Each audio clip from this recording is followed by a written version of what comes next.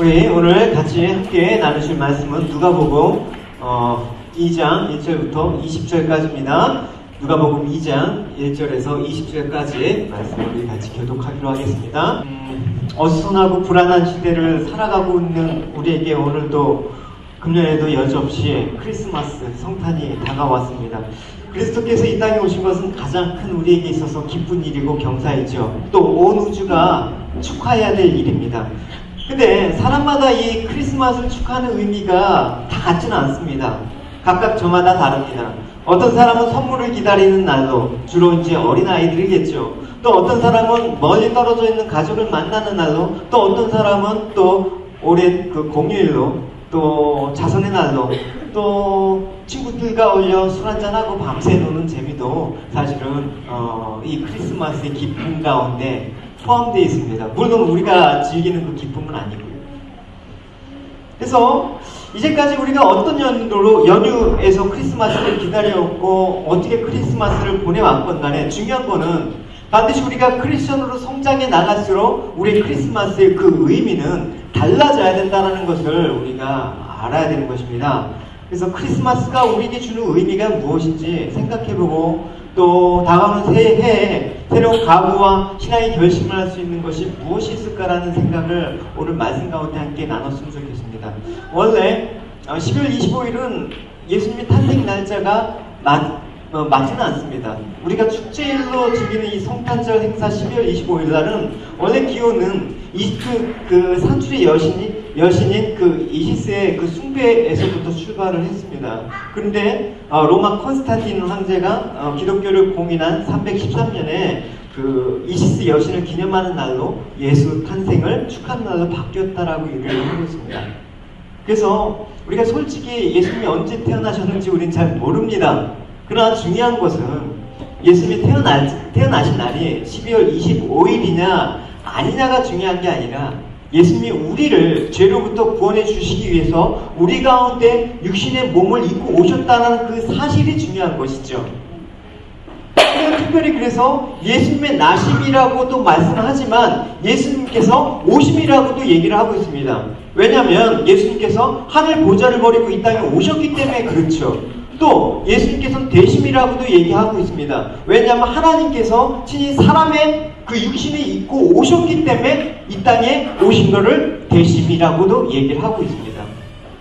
그래서 그렇기 때문에 우리 가운데 우리의 처지 가운데 우리를 만나주시는 그 은혜를 이 성탄절에 기념할 수 있고 되새겨볼 수 있는 그런 시간을 가질 수가 있는 것입니다.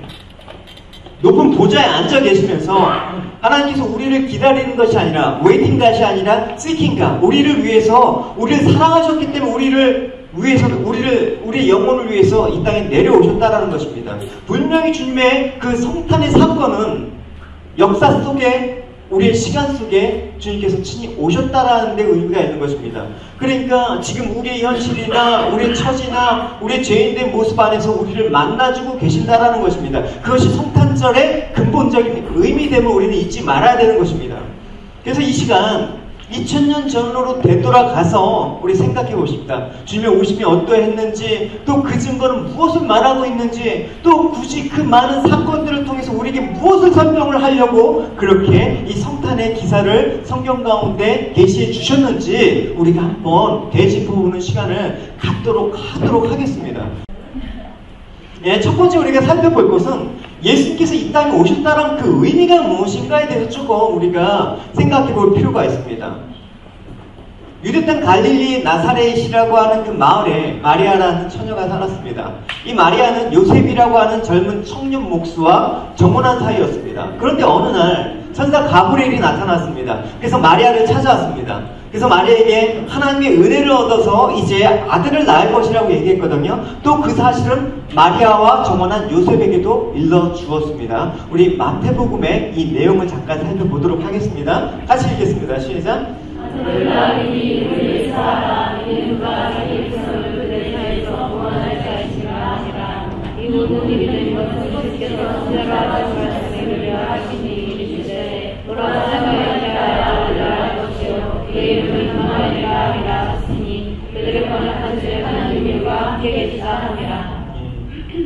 예수는 여호와는 구원이라고 하는 뜻입니다. 그래서 하나님께서 예수 그리스도를 통해서 그 이름을 주신 것은 인류에게 구원을 주실 것이라는 것들을 알려주신 그런 내용입니다. 그리고 또 한 가지 이름이 있습니다. 예수님의 또 한 가지 이름은 임마누엘이라는 그 이름입니다. 뜻이 뭐라고요? 하나님이 우리와 함께 계시다라는 그 뜻이죠. 그래서 이 뜻은 이사야 7장 14절에 예언된 대로 예수님의 또 다른 이름이죠. 하나님께서 우리와 함께 계시다.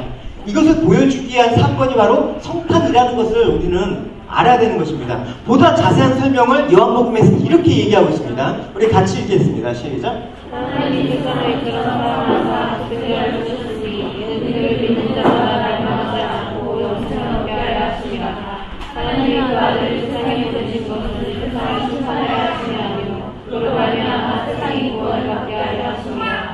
하나님이 이처럼 세상을 사랑하셨기 때문에 독생자를 주셨다라는 것입니다. 즉 성탄은 무엇이냐? 하나님의 사랑을 말씀하시는 것입니다. 그래서 예수님께서 하나님의 사랑이 그 계시자로 이 땅에 오셨죠. 여러분, 사랑은 무엇입니까? 사랑에 대해서 참 많은 정의가 있지만 우리가 좀 모순적인 말도 있습니다. 사랑하니까 헤어진다라는 그런 말을 합니다. 사실 그건 말장난이죠. 사랑은 함께 있어야지 사랑이죠. 그래서 기쁨도 슬픔도 함께 하여야지 사랑이라는 것입니다. 그래서 주님께서 오셔서 우리 가운데 오신 이유가 하나님 사랑이기 때문에 그렇게 오신 것입니다. 그래서 이렇게 오셨죠. 같이 읽어보도록 하겠습니다. 자, 그는 근본 하나님의 본체이시는 하나님과 동등됨을 취할 것으로 여기지 아니하시고 오히려 자기를 비워 종의 형태를 가지사 사람들과 같이 되셨고 사람의 모양으로 나타나사 자기를 낮추시고 죽기까지 복종하셨으니 그 십자가에 죽으셨습니다. 그러니까 예수님은 종의 형태만을 취한 것이 아니라 사람과 같이 된 것입니다. 사람이란 단순히 말로 해석되는 것은 아니죠. 하나님이 사람이 되셨다라는 것은 나의 나됨을 버리고 상대방이 되었다라는 의미죠. 다시 말해서 하나님의 아들이시지만 사람과 같이 되었다라는 것이죠. 죄가 없으신 의인이지만 죄인과 같이 되셨다라는 것이죠. 가장 강한 자이지만 가장 약한 자의 모습으로 오셨다라는 것이죠. 가장 부유하고 존귀하시지만 가장 가난하고 비천한 자로 오셨다라는 것이죠. 그러니까 우리랑 사람의 언어가 소통이 되는 것입니다. 우리가 공감대를 이루실 수가 있는 것입니다. 예수님께서 낮고 천한 말구유에서 오셔서 버려지고 소외된 인간들을 만나주시기에 그 사랑, 그것이 성탄절의 그 의미에 있습니다. 그래서 예수님께서 부르셨는데 부르심에 그치지 않고 제자를 삼아주면서 희생의 엄청난 대가를 십자가에서 다 치러내셨죠. 그래서 예수님이 같이 되셨다, 우리가 같이 되셨다라는 것은 특별한 의미가 있습니다. 우리가 단순히 그냥 놀고 기뻐하는 그런 의미보다 훨씬 더 깊은 뜻이 있습니다. 물론 같이 되셨다라는 것은 같이 먹고 같이 생활한다라는 그런 의미가 있지만 결론적으로 뭐냐면 공감대를 이뤄서 같이 되셨다라는, 우리가 공감대를 이루면서 같이 산다라는 의미가 있다라는 것입니다. 그걸 우리가 동행이라고 얘기하지 않습니까? 그래서 임마누엘, 우리 함께 계신 그 하나님이 과연 우리가 어떤 그 의미가 있는가를 좀 더 깊이 살펴봐야 되는 것입니다. 그걸 기리는 것이 성탄절의 참된 의미라고 생각을 합니다. 우리가 좀 더 본문과 동떨어진 것 같지만 이 임마누엘 대신 하나님이 우리와 함께 계신다는 그 의미를 살리기 위해서 예수님께서 제자를 부르셨을 때 장면을 한번 회상을 해봅시다. 예수님께서 마태라는 세리를 부르셨습니다. 그 부르실 때의 모습을 한번 살펴봄으로써 임마누엘 되신 하나님, 우리가 같이 함께 계시는 하나님이 어떤 의미가 있는지 여러분 좀 더 구체적으로 살펴보자고요. 우리 마태복음 9장입니다. 같이 읽겠습니다. 시작.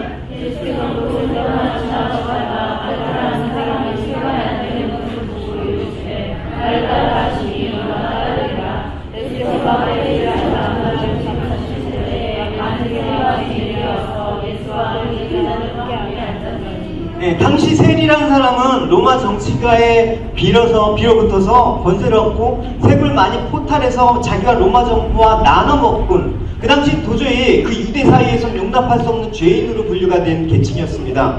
많은 사람들이 자기를 멸시하는 줄 알고 있었지만 그 세리는 그들끼리 꽁꽁 뭉쳐가고 돈으로 향락하면서 부도덕한 삶으로 그렇게 위안을 삼으면서 했던 그런 부류였습니다. 그 세리, 사개오도 여러분 세리였다라는 거 아시지만 대표적인 그 예수님의 제자 중에서 마태가 세리였습니다.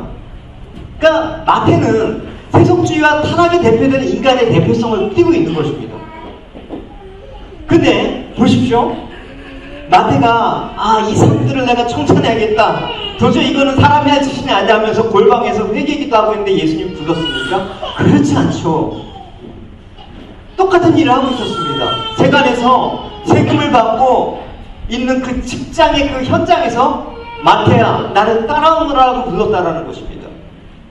회개하고 직장 버리고 따라오라는 얘기도 아니었습니다. 예수님께서 뭐 거창하게 거듭나야 된다, 중생해야 된다라는 그 얘기도 하시지 않았습니다. 다만 마태에게 뭐라고 얘기하셨습니까? 따라오너라, 나를 쫓아와라, 그 얘기만 하셨습니다. 그게 참 많은 의미가 있습니다. 이 모습은 뭐예요, 여러분? 너 가진 그 모습 그대로, 널 지금 그대로 나를 따라하는 그 얘기입니다. 마태는 너무나 감격했습니다. 아무 조건 없이 예수님께 불렀다는 그 조건으로 따를 수 있다는 그 예수님의 부르심에 감동을 받았다는 것입니다. 이 엄청난 주님의 그 사랑을 마태는 그냥 받아들였다는 것이죠. 그래서 이 받아들인 걸 어떻게 얘기하냐? 자기 친구들과 예수님과 함께 음식을 나누는 모습으로 지금 표현하고 있다는 것입니다. 마태가 우리가 속된 말로 예수님 제자가 됐다고 해서 불렀다고 해서 특별한 거 받은 거 없지 않습니까? 단지 예수님을 집에 오게 하셔서 같이 예수님께서 식사를 함께 했다라는 그걸 지금 만족하고 있는 것입니다. 더 바랄 거 없는 것이죠. 이게 마태가 받은 은혜인데 이 얘기가 뭐냐면 결국 주님이 나와 함께 한다라는 그 자체는 내가 주님과 함께 한다라는 뜻이죠. 주님이 우리 집에 오셨다라는 것은 내가 주님의 집에 초청되었다라는 그 뜻과 동일하다라는 것입니다. 예수님께서 비유를 이렇게 말씀하셨어요. 왕의 아들이 그 잔치를 하고 있는데 많은 사람을 청했는데 다 이 핑계 저 핑계 대고 오지 않는 거예요. 그래서 신하들에게 시켜서 거리에 나가서 뭐 절름발이나 하여튼 홈리스트든 다 데리고 와라 이렇게 얘기했습니다. 그러니까 자격이 있든 없든 그냥 다 불러와라. 단 불러올 때 그 사람들은 내가 준 예복을 입고 잔치에 오기만 하면 된다라고만 얘기를 했거든요. 우리 마태복음 22장의 내용인데 우리 같이 교독하겠습니다. 제가 11절까지 할게요. 내 거리 길에 가서 사람 만난 대로 혼인잔치에 참여해 오라 한데 종들이 길에 나가 악한 자나 선한 자나 만난 대로 모두 데려오니 혼인잔치에 손님들이 가득한지라. 임금이 손님을 보러 들어올 때 거기서 예복을 입지 않은 한 사람을 보고 이내 친구야 어찌하여 예복을 입지 않고 여기 들어왔느냐 하니 그가 아무 말도 못하노를 임금이 사람들에게 말하되 그 사람을 보고 아까도 어둠에 세우더라. 거기서 슬피 울며 이를 알게 되리라 하더라. 청함을 받는 자들 앞에 탐함이 있는 자는 없느니라. 여러분 내가 갈 수 있느냐 없느냐가 문제가 아니죠. 왕 대신 하나님께서는 다 초청하셨습니다. 초청받을 자격이 있어서 초청받은 게 아니라 그냥 오면 자격이 되는 거예요. 단 한 가지, 내가 보낸 그 예복만 입으면 된다는 것입니다. 그러니까 하나님의 아들이 죄인 되었다는 그 의미는 뭐냐면 죄인도 하나님의 아들이 될 수 있다는 걸 보여주는 것입니다. 그래서 주님께서는 마태를 그 모습 그대로 불러서 제자를 삼으시고 같이 잡수셨습니다. 세리와 같이 되셨다는 것입니다. 우리가 그래서 같이 먹는다라는 것을 여러분 그냥 될 수 없지 않게 생각하시면 여러분 안 되는 것입니다. 우리 교회 공동체 안에서 같이 먹고 마신다라는 건 참된 의미가 있는 것입니다. 갈라디아에서 보면 베드로가 이방인들과 함께 막 먹다가 유대인들한테 걸렸어요. 그러니까 그 모습을 보니까 그냥 일어나서 나왔다고 얘기합니다. 그러니까 사도 바울한테 무지 혼났어요. 네가 그러도록 사도냐 그렇게 얘기하죠. 우리 갈라디아서 말씀 잠깐 확인해 봅시다. 시작.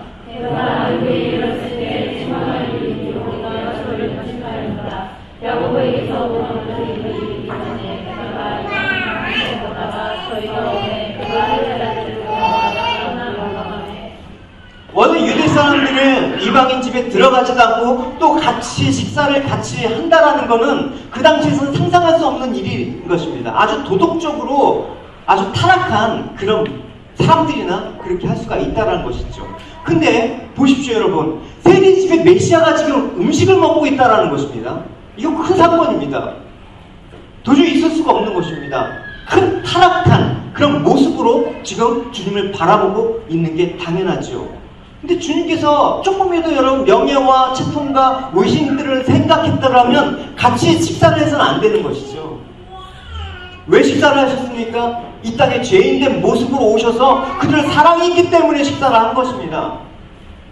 그래서 이 사랑은 그들에 가서 같이 함께 잡수시는 것으로 나타나는 거예요, 여러분. 단순히 먹고 마시는 그 의미보다 훨씬 더 깊은 의미가 있는 것이죠. 그래서 바리새인들과 서기관들이 이 모습을 그냥 넘어가지 않았습니다. 어찌 세리들과 함께 먹습니까? 어찌 당시 메시아라는 양반이 어찌 그렇게 죄인들하고 함께 어울려서 그렇게 저질스러운 타락한 모습을 보이고 있습니까? 라고 항변을 하는 것이죠. 그래서 마태복음 9장 11절에 이렇게 얘기하고 있습니다. 바리새인들이 보고 그의 제자들에게 이르시되 어찌하여 너희 선생은 죄인과 세리와 함께 잡수시느냐? 그러다 주님께서 뭐라고 얘기하셨습니까? 우리 12절 13절 읽어봅시다. 시작. 예수께서 들으시고 이르시되 건강한 자에게는 의사가 쓸데없고 모든 자에게는 쓸데있느니라. 너희가 가져가는 의로워도 사람을 원하지 않으라 하시듯이 무엇인지 배우라. 나는 의인을 불러오지 않으려 죄인을 불러오라 하시니라. 건강한 자에게는 우연히 쓸데없고 병든 자에게 필요하신다는 말씀. 이게 대단히 중요한 말입니다. 병자엔 두 종류가 있습니다. 병자이면서 스스로 병자인 줄 모르는 사람, 즉 병들고도 아픈 줄 모르는 사람, 그 사람은 죽을 병 걸린 사람이에요.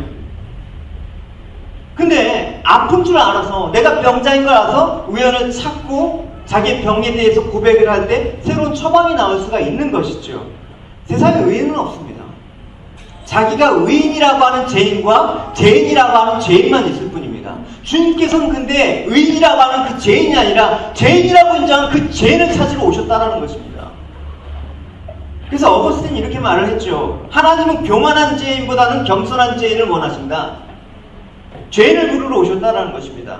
죄인을 의인되게 하기 위해서 의인이 죄인 되신 그 뜻을 우리가 알아야 되는 것입니다. 이게 바로 예수 임마누엘 대신 그 주님께서 오신 이 성탄의 가장 중요한 의미입니다. 여러분들이 이 귀한 사랑을 받았습니다. 그래서 오늘도 우리가 그 사랑을 받아서 함께 주님과 함께 먹고 마시고 삶들을 믿음으로 하나님께서 우리를 이끌어 가시는 것입니다. 그 그리스도가 우리 함께 계심을 믿습니까? 근데 그리스도께서 일단 오셨단 말입니다. 오셨으니까 이 인간의 구원을 위해서 오신 분들을 많은 사람들이 만나고 기뻐하면 얼마나 좋아요. 근데 두 부류가 있다라고 얘기를 하고 있습니다. 만난 사람, 만나지 못한 사람. 나는 어떤 부류인가 여러분 한번 생각을 해보십시오. 여러분 물론 다 만난 분이라고 저는 믿고 싶습니다. 두 번째, 예수님이 오셨는데도 불구하고 만나지 못한 사람이 있어요. 그래서 예수님의 탄생 시기보다 10월 25일보다 더 중요한 것은 예수님이 어디에서 탄생하셨냐라는 그 장소가 참 중요한 의미가 또 있습니다. 그래서 4절에 보면 요셉이 갈릴리 나사렛 동네에서 유대 예루살렘으로 올라갔다고 합니다. 왜냐하면 그 요셉이 유다 지파 중 다윗의 집안 사람이었기 때문에 그렇죠. 4절을 읽어보도록 하겠습니다. 요셉도 다윗의 집 주인으로 갈릴리 나사렛 동네에서 유대를 향하여 베들레헴이라는 다윗의 집으로. 요셉이 비록 가난하지만 혈통으로 따지자면 다윗의 집안이에요. 뼈대 있는 집안이라고요.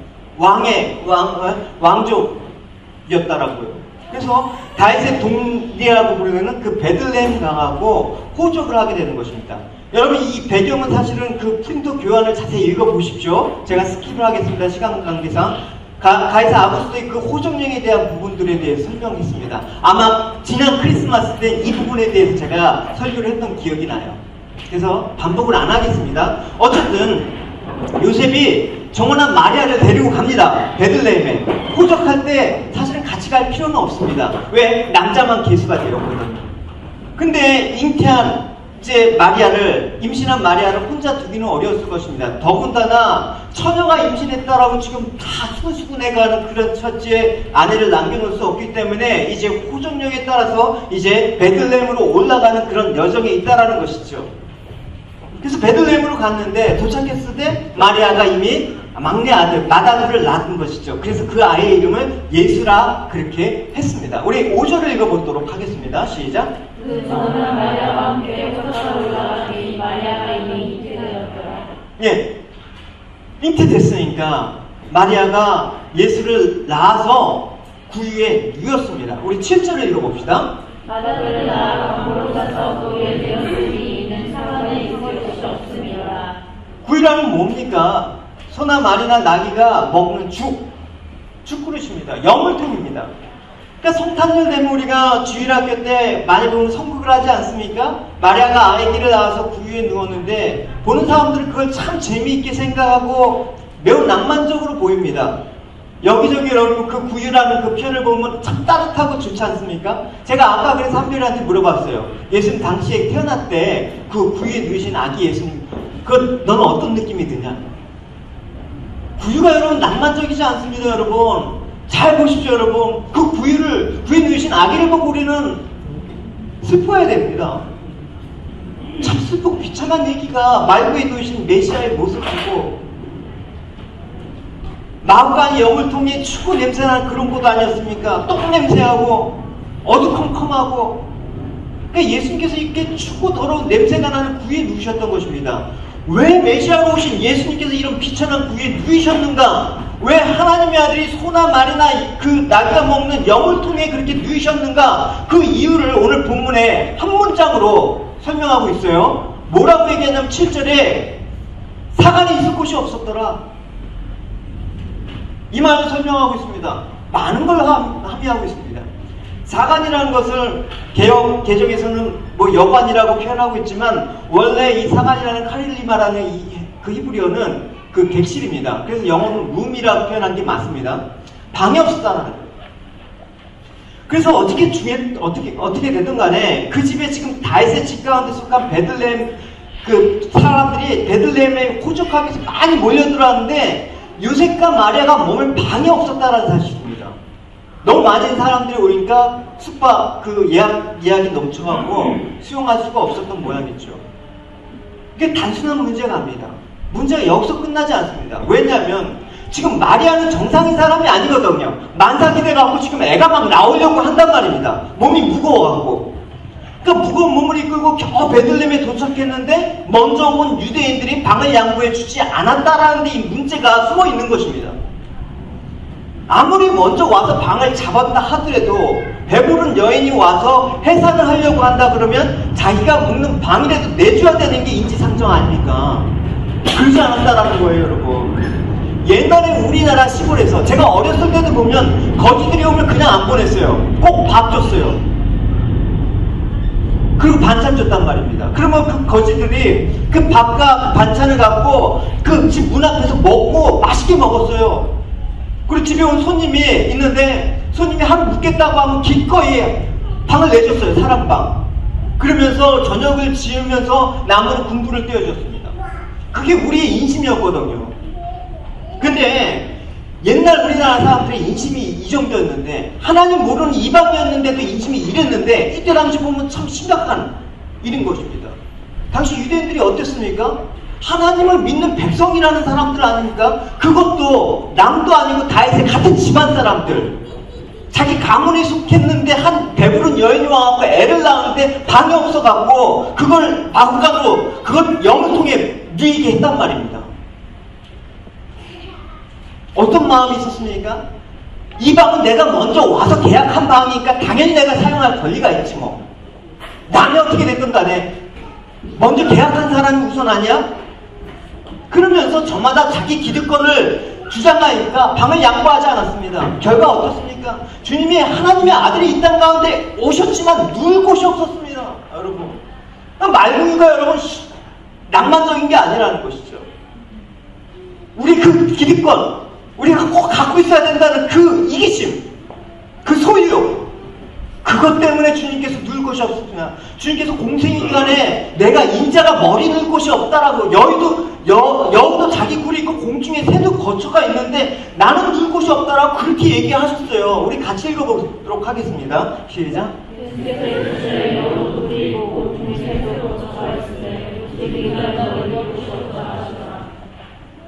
예수님께서 저 높고 영화로운 하늘나라에서 떠나서 불쌍한 우리 인생을 구하시기 위해서 모든 기득권을 내려놓으시고 낮고 천한 이 세상에 오셨단 말입니다. 근데 세상 사람들은 환영도 안 했습니다. 도리어 무시하고 천대했습니다.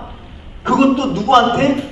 자기 민족한테, 유다 백성들한테. 그것도 누구한테? 다윗의 집, 자기 가문의 사람한테 그게 메시아 이 땅에 오신 그 성탄의 현실이었다는 겁니다.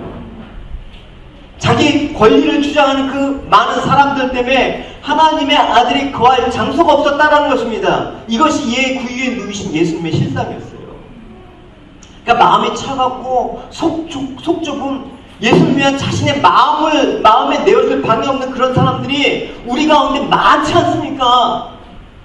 다 예수님 우리 마음 가운데 거할 공간이 여러분 있습니까? 요한복음에서 이렇게 말씀하고 있죠. 그래서 같이 읽어보겠습니다. 시작. 그가 세상에 계셨음에 세상 그로 말미암아 지은 바 되었을 때 세상 그를 알지 못했고 자기 땅에 오면 자기 백성들이 영접하지 않았다. 이런 사람들이 많이 있습니다. 대표적인 예가 헤롯 왕 있죠. 동방 박사들이 헤롯에게 예수가 유대인의 왕으로 나실 것을 얘기했습니다. 그러니까 헤롯이 깜짝 놀란 것입니다. 근데 그들에게 가서 너희들이 먼저 가서 예수가 어디 있는지 찾아봐. 그리고 예수님께서 어디에 나셨는지 알면 나도 가서 예배를 드릴게. 이렇게 얘기했단 말이죠. 우리 마태복음의 이 기사를 한번 읽어봅시다. 헤롯 왕이 때에 예수께서 유대 베들레헴에 나심에 동방으로부터 박사들이 예루살렘에 이르러 말하되 유대인의 왕으로 나신 이가 어디 계시뇨? 우리가 동방에서 그의 별을 보고 그에게 경배하러 왔노라 하니 헤롯 왕과 온 예루살렘이 듣고 소동한지라. 헤롯이 가만히 박사들을 보고 별이 나타난 때를 자세히 묻고 베들레헴으로 보내려는데 가까이에 이하여 자세히 알아보고 사건을 내게 구하여 나가서 그에게 경배하게 하라. 내가 경배하겠다. 너희들이 예수님을 찾아서 나한테 알려달라. 근데 헤롯이 그 마음이 진짜였을까요? 예수를 원하지 않았습니다. 이제 예수님께서 유대 왕으로 오면 내 자리가 위험해지니까 내 라이벌 왕을 제거하려는 그 계획에서 얘기하는 것입니다. 이 헤롯과 같은 이 많은 사람들이 이 땅 가운데 있다는 것입니다. 다 얘기합니다.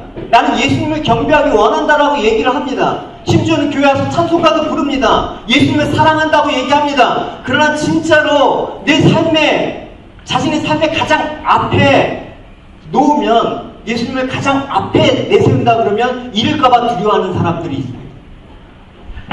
예수님이 나의 삶의 주인이라고 그때부터 나는 자유가 없어. 그때부터 돈, 친구, 좋은 기회를 잃지 않을까 두려워하는 가람에 있다는 것입니다. 헤롯과 같은 사람들이 이 성탄절에 그 오신 주님 가운데 있다는 거예요, 여러분. 그래서 그들의 무리는 어떠합니까? 주님을 사랑하는 척.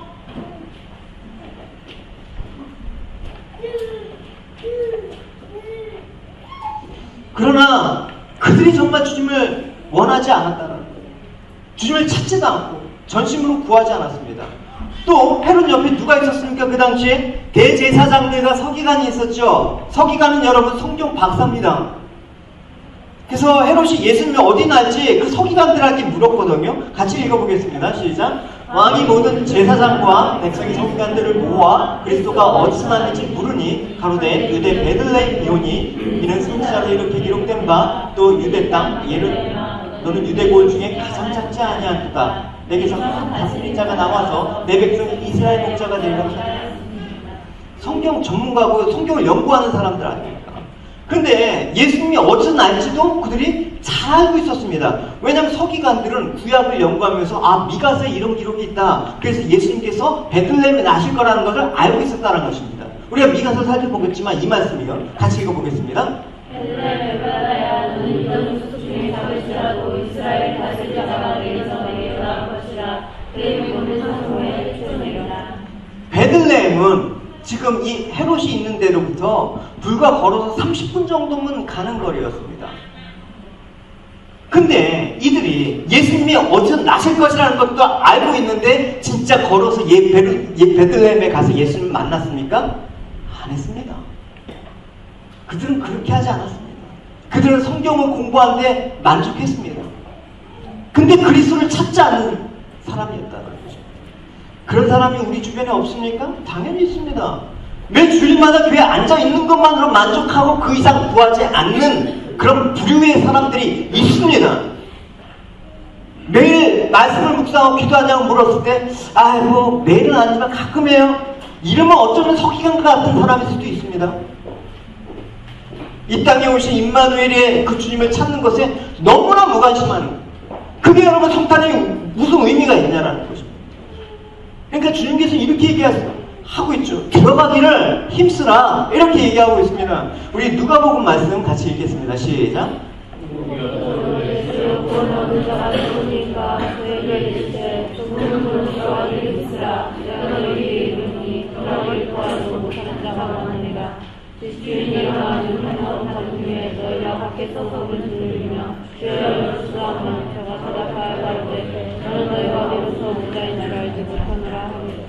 뭐합니까? 들어가기에 힘쓰라고 얘기하고 있습니다. 우리는 주님을 찾는데 너무나 무관심한 세대에 살고 있습니다.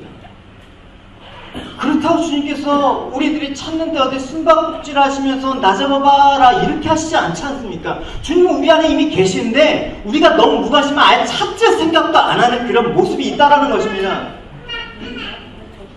우리에게 먼저 찾아주시지 않았습니까? 같이 읽어봅시다. 시작.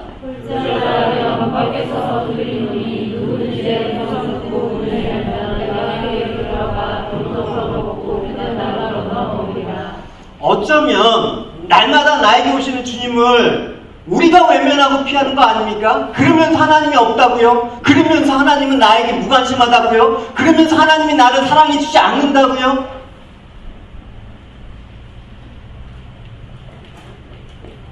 우리는 주님을 찾는 거에 힘을 쓰지 않습니다. 그저 교회 올 뿐, 죄에 잠들어 있어 예수님을 전심으로 찾을 생각은 안 하고 있습니다. 오늘날 크리스마스의 그 예배가 바로 그런 것입니다. 그런 크리스마스 예배라 그러면 여러분 아무런 우리에게 의미가 없죠. 여러분 이 땅에 나를 위해서 축복하신 그 의미만 갖고 있다 그러면 아무 소용이 없죠. 그래서 예수님께서 이 땅에 오셨음에도 불구하고 나와 상관없는 이들이 여러분 바로 이 헤롯 왕과 서기관과 그 주변에 있던 많은 사람들이었습니다. 예수님이 오셨는데도 불구하고 그런 부류가 대부분이었다라는 것입니다. 결국 예수님이 오신 것으로 인해서 세상에 두 부류가 나눠져야 됩니다. 첫 부류는 뭡니까?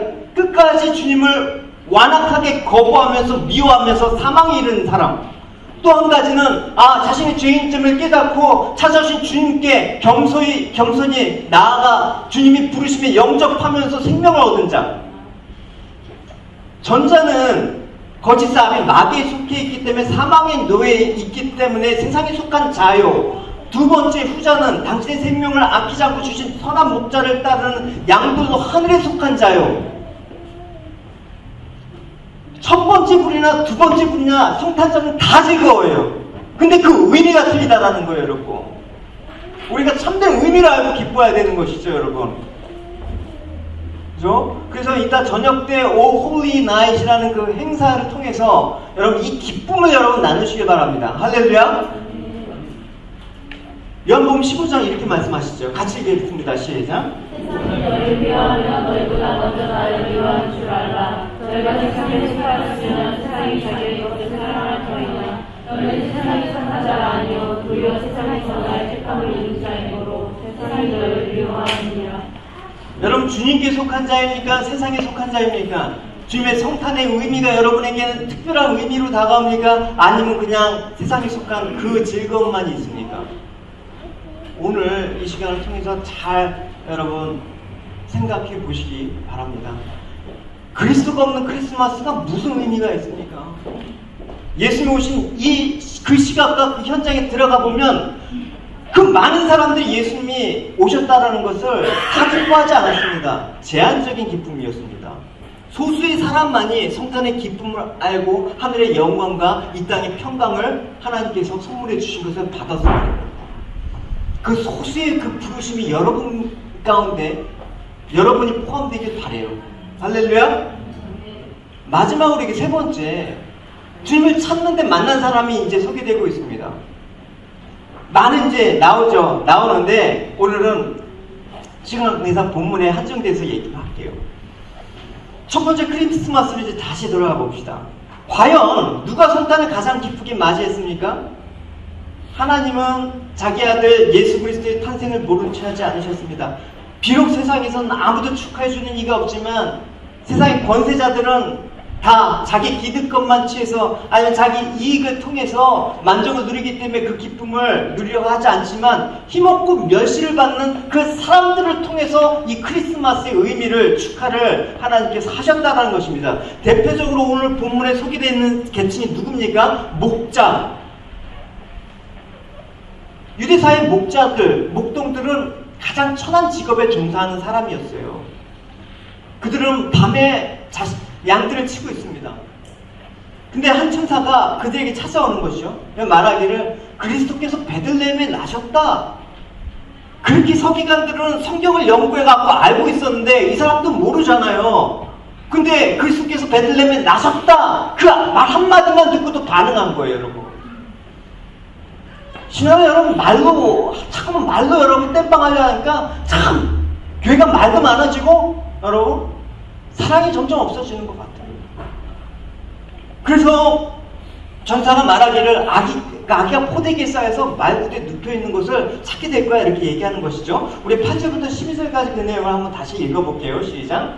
목자들이 밖에서 밤에 자기 양들을 치더니 그의 사자가 앞에서 보고 그의 영광이 저희를 비치매 크게 무서워합니다. 천사들을 무서워 말라 그러하여 세상에 곁을 큰 기쁨에 좋은 소식을 너희에게 전하라. 오늘날 다윗 때문에 너희를 위하여 구주가 나셨으니 곧 그리스도시니라. 너희가 가서 광고에 쌓여 그 위에 누린 아기를 보이니 그것을 너희에게 표적이라 하더라.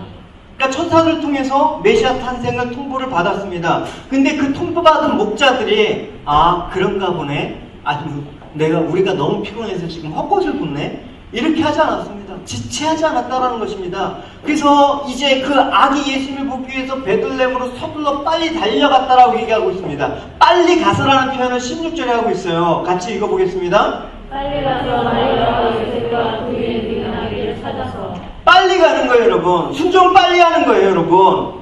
그래서 양들이 지금 무슨 일이 생길지도 걱정은 아랑곳하지 않고 걔가 양들을 물어 죽일 수도 있고 도둑놈이 와서 양 한두 마리 훔쳐갈 수도 있지만 지금 그게 중요한 게 아니다. 내 거 지키는 게 중요한 게 아니라 예수님 찾는 게 더 중요하다. 가장 중요한 것이 무엇인지 알았습니다. 빨리 갔다라는 표현에서 그들은 지체 없이 그 말씀을 듣자마자 순종했던 그 모습을 볼 수가 있는 것입니다. 예수님의 부르심에 예수님의 여러분에게 말씀하실 때 여러분 빨리 여러분 순종하시는 여러분이 되시기 바랍니다. 할렐루야. 대부분 여러분 생각이 많아서 우리는 순종을 못하게 되죠. 그래서 그들이 예수님 가는 곳에 그들에게 어떠한 장애물도 없었습니다. 내가 이거 안 하면 당장 이제 굶어 죽을 텐데 주인한테 잘릴 텐데 이런 거 걱정 안 했습니다. 양 한 마리가 어떻게 보면 전 재산일 수 있는데 아랑곳하지 않았습니다. 그래서 하나님 말씀에 속히 반응하는 사람들, 하나님의 구원의 은혜를 즉각적으로 그렇게 반응하는 사람들이 참 복된 사람들이에요. 하나님 기뻐하시고 복을 주시게 돼 있습니다. 주님께서는 이런 약속을 하셨죠. 우리 같이 읽어보도록 하겠습니다. 시작. 구하라 그리하면 너에게 주실 것이요, 찾으라 그러면 찾을 것이요, 문을 두드리라 그러면 너에게 열릴 것이요. 구하는 이마다 얻을 것이요, 찾는 이가 찾을 것이요, 이는 이마다 열릴 것이요.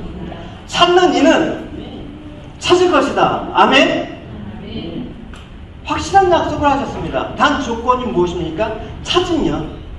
찾지 않는데 주님을 찾을 수가 없다는 거예요. 내 삶이 무관심하고 내 마음 가운데 주님이 거하실 장소가 없는데 주님을 찾겠습니까? 이 땅에 오셨는데 주님을 찾겠습니까? 이 찾다라는 헬라어 제테오는 그냥 단순히 건성으로 찾는 게 아니라 계속해서 구하는, 끊임없이 그냥 갈망하는 그런 모습들을 갖고 있는 찾음입니다. 그래서 여러분들이 주님을 찾기를 기대하신다면 그냥 오늘 주님 예배 가운데 만나주시겠지? 이런 마음으로는 여러분 주님을 만날 수가 없을 것입니다. 주님 물론 이 자리에 계시지만, 이미 우리 마음 가운데 계시지만 주님께서는 얘기해 주시지 않으실지 모릅니다. 어떻게? 찾는다. 대단히 열심으로 주님을 찾는다. 근데 이 찾는다는 이 제테오라는 말에 포함되어 있긴 하지만 또 다른 조건이 하나 있습니다. 뭐라고 얘기하냐면 온 마음을 다해서 전심으로 구해야 된다는 것이죠.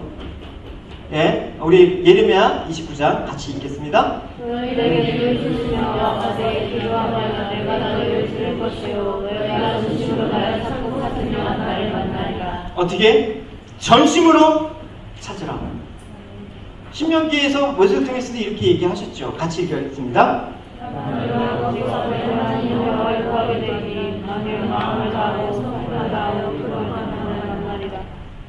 건성으로 여러분 대충 찾는 게 아니라 마음을 내가 오늘 주님 만나지 않으면 안 되겠습니다라는 그 절박함으로 내가 오늘 아니면 주님 이 은혜를 경험할 수 없으면 이 절박한 은혜로 찾는 거죠.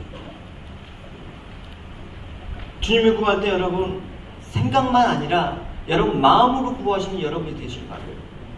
할렐루야. 그래서 신약 성경에 사도 바울은 그 이유에 대해서 우리에게 말씀을 하셨습니다. 같이 읽어보겠어요. 시작. 마음으로 믿어야지만 된다는 거죠. 이 마음이라는 게 전심으로 주를 찾는 그 마음을 뜻하는 거거든요. 그냥 교회만 나오면 다 구원받는 식으로 얘기하는 게 잘못된 거예요, 여러분. 그럼 보편구원론은 여러분 인류를 위해서 오셨지만 교회만 오면 다 구원을 받는다는 식은 우리의 신앙을 다 버려놓는 거예요, 여러분. 단호히 얘기하는데 그런 여러분 구원은 없습니다. 그래서 헤롯궁에 이제 또 이 목자들이 온 다음에 누가 도착하겠습니까? 한 부리만 더 살펴보도록 하겠습니다. 주님 만난 사람들. 헤롯궁에 딱 도착했을 때 헤롯 그 왕하고 이렇게 티격태격 하다가 지체하지 않았습니까? 이제 곧 이어서 동방박사들이 도착을 했을 것입니다. 이 동방박사에 관한 기사들은 마태복음에 있죠. 그래서 도착해서 아기 예수께 경배했을 것입니다. 이 동방박사들이 온 길을 한번 보자고요. 얼마나 엄하고 험한 그런 길을 왔겠습니까? 중간에 포기하고 싶은 생각이 안 들었을까요? 중간에 강도가 침몰하고 아주 모진 고난을 받는 그 길을 따라서 아기 예수님을 보기 위해서 왔잖아요, 여러분. 가까운 거리도 아니고 무려 수천 리가 떨어진 그 길을 예루살렘에 가는 여정을 생각을 해보십시오. 광야에 먹을 것이 있겠습니까? 가는 곳마다 잠잘 곳이 마땅하겠습니까? 먹을 것? 뭐 씻을 것? 그건 여러분 너무나 낭만적인 생각이에요. 고생스럽고 힘드니까 어떤 생각이 와?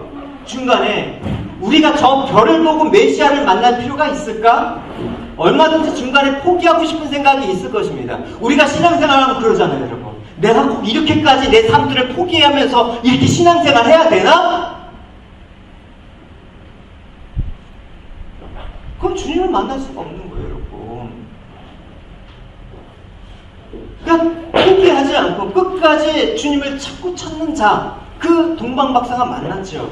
그래서 이렇게 예수님을 찾은 목자와 그 동방박사들은 무엇을 맛보게 되었을까요? 오늘 14절에 있습니다. 같이 읽겠습니다. 시작.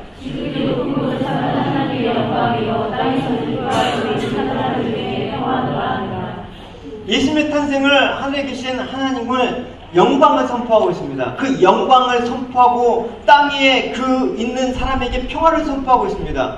여기서 평화는 모든 사람에게 다 주어지는 평화가 아니라는 거예요, 여러분.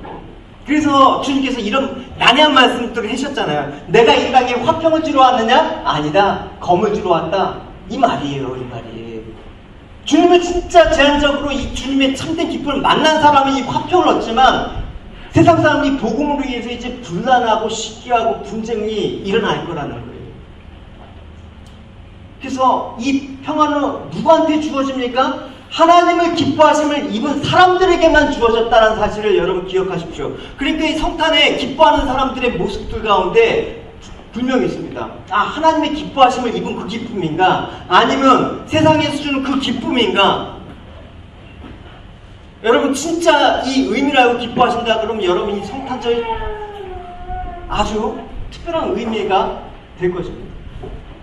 그래서 이 기뻐하심이라는 이 유도키아라는 이 헬라어를 보면 이것은 특별히 하나님이 기뻐하신다는 그 주어가 하나님일 때 많이 쓰이는 단어거든요. 하나님이 기쁘신 뜻 가운데 이 기쁘다라고 할 때 이 유도키아라는 말을 쓰고 있어요. 그래서 이 주님에게 우리 주시는 그 평강은 무엇인가? 기쁨은 뭔가? 이 구원의 은혜, 평화의 은혜를 말하는 것은 전적으로 하나님 주권에 속한 것이다. 하나님이 주신 선물이 아니면 이 땅에서 우리는 평화를 누릴 사람이 없다. 이렇게 얘기합니다. 우리의 노력도 아니고 사람의 희망으로 되는 게 아니고 오직 하나님의 기쁘신 그 뜻에 따라서 우리를 구원하시고 은혜를 베푸신다. 이 기쁨을 너에게 선물을 주겠다라고 얘기하는 거예요. 지금 하나님께서 이 땅 가운데 주시는 평안은 그래서 그리스도 예수를 믿음으로 말미암아 누리는 그 복을 말하는 거예요. 여러분, 분명히 여러분 이 화평한 것들을 인지 못하면 여러분 우리는 다 그런 것이죠. 로마서 말씀 같이 보시겠습니다. 1절에 분명히 나와 있죠. 자, 우리가 믿음으로 육과하신 얻으신즉 우리 주 예수 그리스도로 말미암아 하나님으로 더불어 화평을 누리자. 또한 말미암아 우리가 믿음으로 서 있는 이 은혜에 들어감을 얻었으며 하나님의 영광을 바라고 즐거워하느니라. 하나님 하나니라. 우리가 하나님께로 즐거워하나니 이는 하나님인데 은혜는 연단을 소상하게 누리게 하리라. 예. 화평을 얻었습니다. 그럼 예수 그리스도를 만난 목자들의 삶들은 어떻게 변했을까요? 아, 이제 예수를 만나서 땡 잡았다, 부자로 되고 귀족으로 됐다, 아니면 양들이 번식해갖고 아주 그냥 거대한 목장주가 되었다, 뭐 이런 얘기가 있습니까? 목자들의 현실의 삶들은 그리 바뀌지 않았을 거라고 짐작이 충분히 갑니다. 아니, 오히려 예수 만난 것 때문에 양 한두 마리 잊어먹어갖고 주인한테 혼냈거나 아니면 더 난처한 일에 처했을 수도 있었을 것입니다. 근데 이들이 만난 하나님의 기뻐하심을 입은 평화 속에서는 이 모든 것들이 이제는 문제가 안 되는 거예요.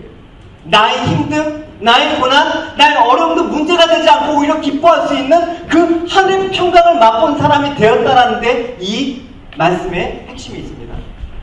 그러니까 여전히 현실은 어렵지만 이 현실 가운데 하나님께서 주신 이 화평의 복을 즐거워할 줄 알았으며 인내하면서 이제 하나님 나라 소망하는 진정한 복된 사람이 되었다라는 것을 우리가 이 목자들이 주님을 만난 이 축복을 여러분 통해서 가늠할 수가 있습니다.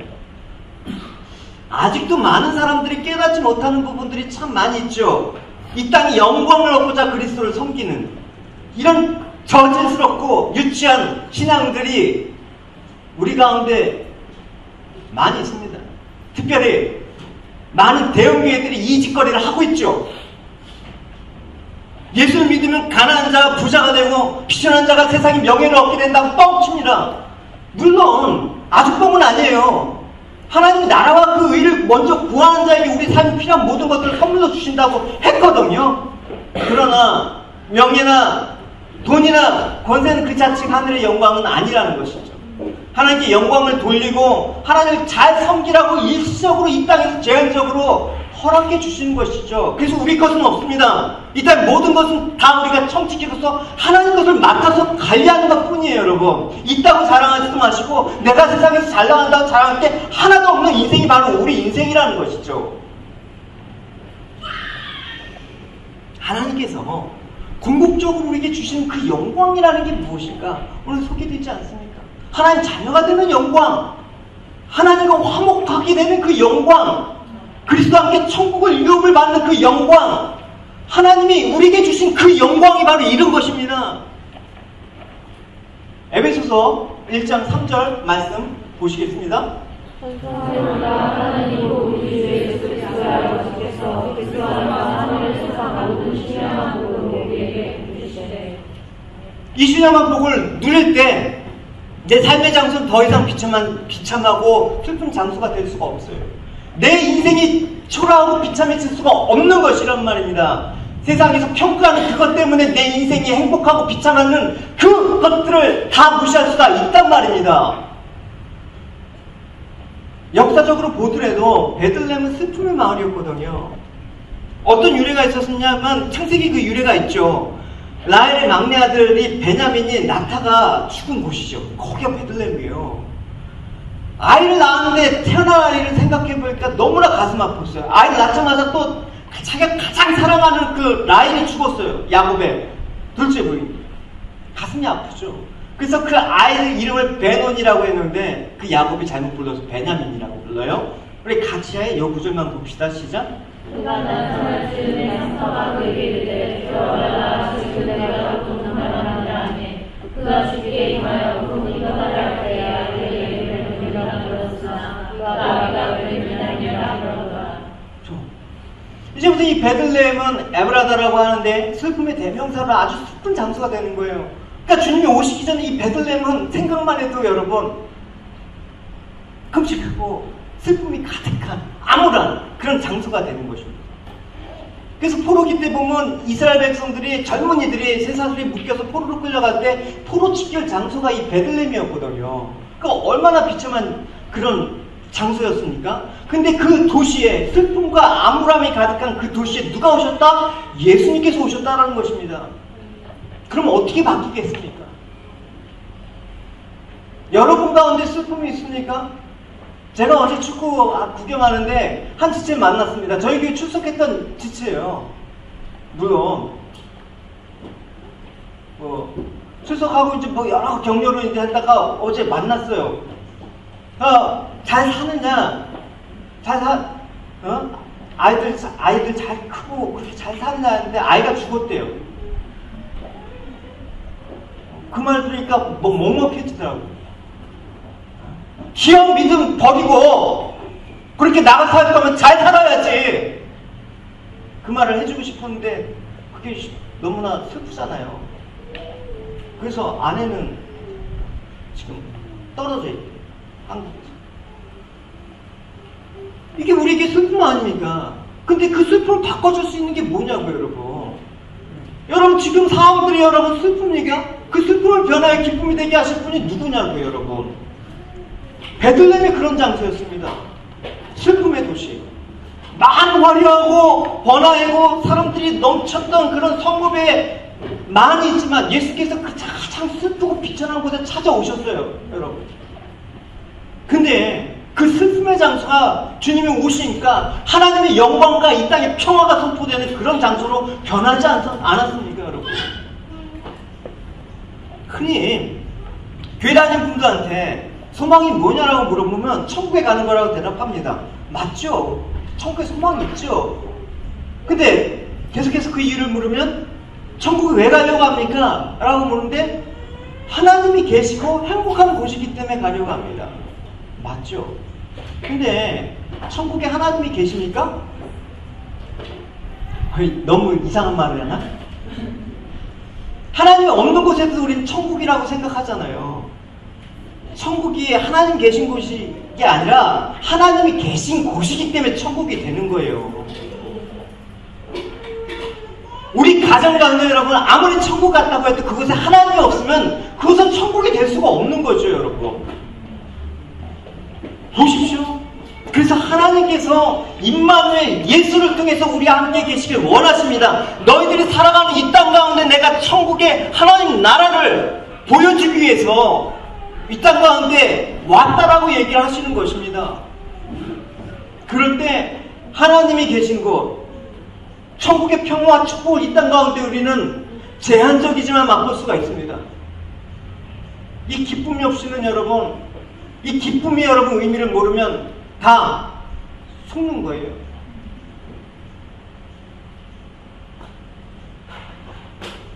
지금 우리가 기쁨의 장소로 여러분 심령이 정말 기쁨에 주님이 정말 내 마음 가운데 계실 그 장소를 예비하고 여러분 우리가 성탄의 기쁨을 맞이하고 있습니까? 한 예수님 교회 다닌 지 5년 10년 됐으니까 이제는 묻어내죠. 무슨 말을 들어도 묻어내죠. 충격이 안 와. 그냥 그런가 보다. 기쁨이 사라져. 여러분이 또 저가 우리 함께 계시는 임마누엘의 그 기쁨이 회복하는 시간이 되었으면 좋겠습니다. 그래서 내가 하나님 나라로 들어가는 그날을 바라보면서 하루하루 사는 거예요, 여러분. 뭐 거창합니까, 우리 인생? 거창하게 여러분 난 뭐 하겠다 꿈도 크지만 결국은 임마누엘 되신 주님과 함께 먹고 더불어 살아가는 거, 그게 우리 인생이에요, 여러분. 그거 하면 우리 인생 성공한 거예요. 누가복음 22장입니다. 같이 읽겠습니다. 시작. 이것은 너를 위하여 주신 내 몸이라. 너희가 이를 위하여 하시고 저녁 먹은 후에 잔도 부활하시하여 이르시되 이 잔은 내 피로 쓰는 새 언약이니 곧 너희를 위하여 붓는 것이다. 해 아래 험할 것 없고 목 기뻐할 만한, 세상에 기뻐할 만한 그런 일도 없는 게 우리 세상이지만 그렇다고 해서 그냥 허무하게 아무 의미 없이 세상을 살자라는 얘기는 아닙니다. 전도서 말씀한 것처럼 우리는 하나님 나라가 더 아름답고 귀한 것을 알기 때문에 그 시간을 바라보면서 영원한 하나님의 그 집을 사모하면서 여기서 준비하는 그 시간을 가져야 된다는 것입니다. 그 준비를 위해서 주님께서 이 땅에 오신 것입니다. 여러분 가운데 찾아오신 것입니다. 그 임마누엘의 성탄의 기쁨이 여러분 평생 함께 하시길 바랍니다. 할렐루야. 그래서 성탄절은 10월 25일이 성탄일 수가 있고 성탄이 아닐 수가 있어요. 저는 여러분이 오늘 성탄절이길 바래요. 할렐루야. 내일은 성탄절이 아니죠. 그건 세상관. 10월 26일이 여러분의 성탄절일 수가 있고 없을 수 있어요. 그죠? 그러니까 날마다 여러분 성탄의 기쁨이 우리 가운데 있길 바래요, 여러분. 그러면 25일이냐 아니냐 아주 그런 논쟁을 할 필요도 없는 거예요, 여러분. 그게 나랑 무슨 상관이에요, 여러분. 이날 주님 탄생한 날을 기념하면 우리에게 의미가 있는 날입니다. 이제 말씀을 마치겠습니다. 여러분 주님을 찾아서 여러분 만나고 여러분 즉 하늘의 영광과 이 땅의 화평이 누리는 여러분이 되시길 바랍니다. 할렐루야. 여러분 가정과 여러분의 삶 가운데 임마누엘 되신 주님과 함께 여러분 삶들을 먹고 나누고 주님과 함께 동거하는 그런 삶들을 살아가기 바랍니다. 세상에 두 종류의 사람이 있습니다. 주님을 전심으로 찾아서 주님을 만난 사람들. 두 번째, 주님 오심에도 불구하고 찾을 생각도 안 하고 주님 만나지 못한 사람들. 아니 알긴 알아요. 주님이 누군지는 알긴 알아요. 아는데도 불구하고 찾지 않는 사람들. 참 많은 부류의 사람들이 있는데 하나로 결정되죠. 주님을 결국 만나지 못했다. 크리스마스는 성탄은 우리 모두가 우리 가운데 우리에게 거하시기 위해서 육신으로 세상에 오신 예수님의 탄생을 기뻐하는 날입니다. 그래서 우리의 기쁨은 며칠 연휴를 받는다라는 그것, 선물 받고 보너스 받는다는 이유로 그쳐서는 안 됩니다. 우리와 함께 하신 그 임마누엘 예수님, 그 예수님을 감사하면서 그 예수님을 발견하는 그 기쁨 가운데 하나님께 영광을 돌리는 그날이 되어야 되는 것입니다. 그래서 여러분 목자들과 아직 여러분 사람들이 고통스럽고 좌절스러운 지체들도 있지만 우리 함께 하신 그 임마누엘의 그 예수님, 애들하고 씨름하면서 힘들고 내 삶은 이런 게 아니었는데라고 내가 꿈꾸던 멋진 캐리우먼은 이런 게 아니었는데 할지라도 여러분 그 안에 이 아이를 보면서 아기 예수님을 생각하면 얼마나 여러분 이 일이 거룩하고 성스러운 일인가. 그래서 그 임마누엘 되신 그 주님을 여러분 삶 가운데 만나시기 바랍니다. 그때 여러분 우리의 그 슬픔은 사라집니다. 기쁨이 넘치길 바랍니다. 그래서 그 모든 일들을 우리에게 영원한 생명을 주시기 위해서 결국 죽음으로써 그 모든 것들을 우리에게 선물로 주신 그 삶들을 생각해 볼 때 이제 내 삶들을 좀 돌이키면서 주님을 전심으로 찾는 그런 삶들을 살아야겠다는 그런 각오로 여러분 오늘 임하시기 바랍니다. 전심을 다해서 주님을 찾는 것, 그게 오늘 성탄주일에 여러분들이 해야 될 일이라는 사실을 여러분 명심하시고 평생의 주님을 찾는 여러분이 될 때, 그래서 주님께서 주시는 하나님의 영광과 이 땅의 평화가 여러분 마음 가운데, 삶 가운데 충만하시기를 주님의 이름으로 축원합니다. 우리 찬양합시다. 우리 말씀을 생각하실 때 주님의 사랑이 얼마나 큰가. 하늘보다도 높습니다. 바다보다도 넓습니다. 나를 향한 그 크신 놀라운 사랑, 이제 이 헛되고 무익한 삶이 아니라 주님께서 이 슬픔에 그 고통에 죄악으로 죽을 수밖에 없는 나의 삶의 현장 가운데 오셔서 임마누엘 주님께 하나님의 그 기쁨을 넘치게 해주셔서 우리의 소망이, 우리의 수치가 하나님의 영광이 될 수 있도록 하여 주시고 그 영광을 찬양하며 그 은혜를 감사하는 저희들 되게 하여 주시옵소서. 우리 이 찬양 고백하실 때 우리 오늘 말씀 생각하시면서 성탄의 그 기쁨을 생각하시면서 우리 함께 나가도록 하겠습니다. 같이 우리